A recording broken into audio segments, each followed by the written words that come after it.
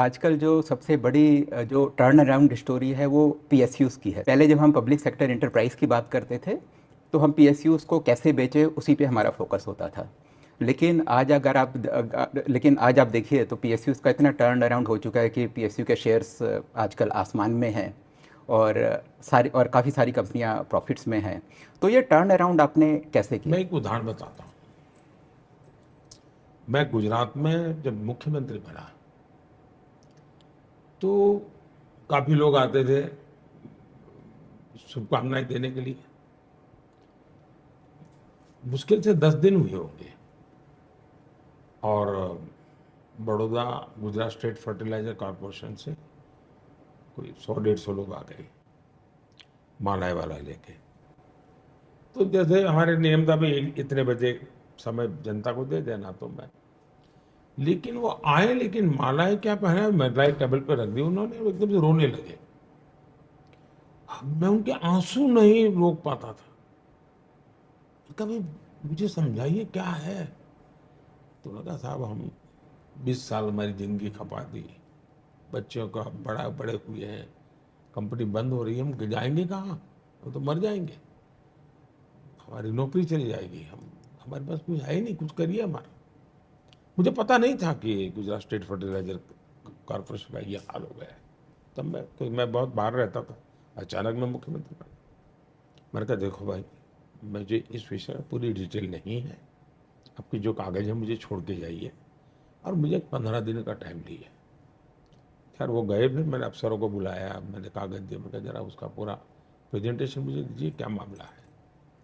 मैंने उनको दो चीज़ें कही। एक, मैंने कहा मुझे गुजरात स्टेट फर्टिलाइजर कॉरपोरेशन का, उसको मैं कॉर्पोरेट कल्चर चाहता हूँ।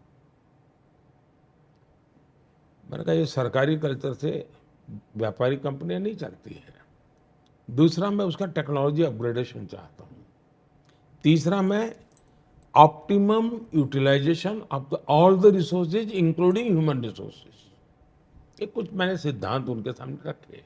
ये मुझे बराबर इसलिए है कि आपको आनंद होगा जान करके कि गुजरात स्टेट फर्टिलाइजर कंपनी के जन्म से लेकर के कभी भी जितना प्रॉफिट नहीं हुआ था उतना प्रॉफिट उसको 2 साल में हुआ। हाईएस्ट प्रॉफिट वाली कंपनी बन गई। तो मेरा ये काम करने का तरीका है। फिर मैंने उसमें पॉलिटिकल लोगों को कोई अपॉइंट नहीं किया, बिल्कुल नहीं। मैंने कहा मुझे प्रोफेशनल लोगों चाहिए। मैंने बड़ी बड़ी कंपनियों के प्रोफेशनल लोगों को लाया और लगाया। यहाँ जब आया तो आमतौर पर सरकारी कंपनी का मतलब ये होता है कि जिस दिन उसका उद्घाटन होता है तो उसकी मरने की तारीख उसके साथ हो लिखी, ऐसी एक छवि छवि बनी। मैंने कहा ये नहीं चाहिए, जनता का पैसा है, बर्बाद नहीं हो सकता है। तो मैंने पीएसयू कंपनीज के शेयर, आप देखिए शेयर मार्केट बहुत बड़ा वैल्यू बढ़ गया है। अब तो इन्वेस्टमेंट के लोग हैं, लिए पहले लोग भारत सरकार की कंपनियों की देखते थे। मार्केट वैल्यू बढ़ा है, नेट वर्थ बहुत बड़ी है, इसका भी एक लाभ मिला है। तो अब एचएएल, एचएएल देखिए, एचएएल का पिछले चुनाव में 19 में इन्होंने जाकर के उस गेट के बाहर आंदोलन किया था, एचएएल बंद हो रहा है, एचएएल बंद हो रहा है, और देश में हवा फैल। और जब ऐसी हवा फैलती है तो जो इन्वेस्टर होता है वो भी तो मिसगाइड हो जाता है। इतना पाप किया था। इस साल की चौथी तिमाही में रिकॉर्ड प्रॉफिट एचएएल का हुआ है। मेरा अंदाज है 4,000 करोड़ रुपए से ज्यादा प्रॉफिट है, उसका हाईएस्ट है उसके अपनी एचएएल के लाइफ का। तो चीजें अगर आप प्रोफेशनली चलाते हैं। अच्छा, पहले क्या था जी, जो सीएजी का रिपोर्ट है वो तो बहुत बहुत ही खराब था। कितनी कंपनियों को कैसे बर्बाद की बाबुओं ने, नेताओं ने उसका दुरुपयोग किया, ये भी चर्चाएं आती थी। टोटल मार्केट कैप करीब 225% ये पीएसयू का बढ़ा है मार्केट कैप। एचएएल का तो मैंने कहा कि कितना। तो जो मैंने पहले कहा रिफॉर्म परफॉर्म ट्रांसफॉर्म, उसमें मैनेजमेंट का बड़ा 60 वर्षों तक साहब ये सारे जो जिसको कहते हैं ना नवरत्न कहने को रह गए थे। वो उनकी एक, अगर कोई अफसर हैं वो उसका बोर्ड में है तो कंपनी एक गाड़ी अफसर के घर रहती थी। मैं तो गुजरात में था तो मैंने कहा आपको एक ही फ़ोन पसंद करना है, बताओ कौन सा करोगे? सब कंपनियों का नहीं है, गाड़ी एक ही मिलेगी, सब नहीं मिलेगी। सीएजी ने मिस मैनेजमेंट को लेकर कहा, 68 कंपनियों के खिलाफ सीएजी का रिपोर्ट था।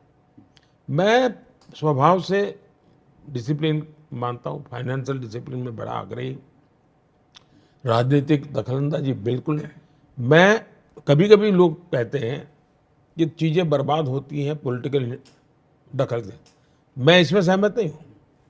मेरा कहना ये होता है कि पॉलिटिकल इंटरफियरेंस नहीं चाहिए, लेकिन पॉलिटिकल इंटरवेंशन जरूरी है, बिल्कुल सही। क्योंकि वो जनता से आता है, जनता की पल्स को जानता है।